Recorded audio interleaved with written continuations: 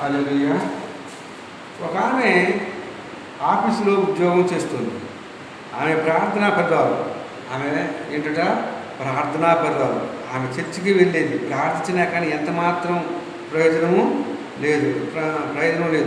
Promotion రావడం లేదు.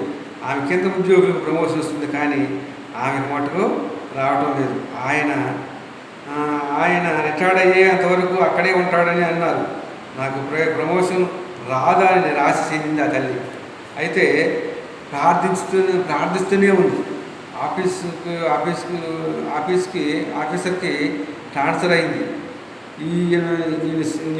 నేను ట్రాన్స్ఫర్ చేయను అన్న అతనికి ఏమైందంటే ట్రాన్స్ఫర్ అయింది. వచ్చేవాడు మరీ కఠినాత్ముడు, ఇప్పుడు ఉన్నవాడి కంటే వచ్చేవాడు మరీ కఠినాత్ముడు.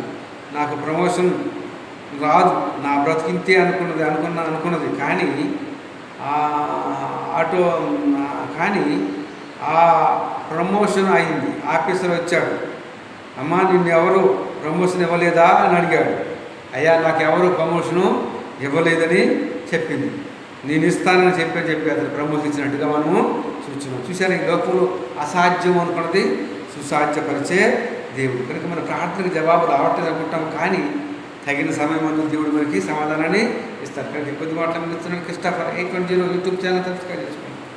అనేక మంది షేర్ చేసేదిగా కోరుతున్నాను. ఆమె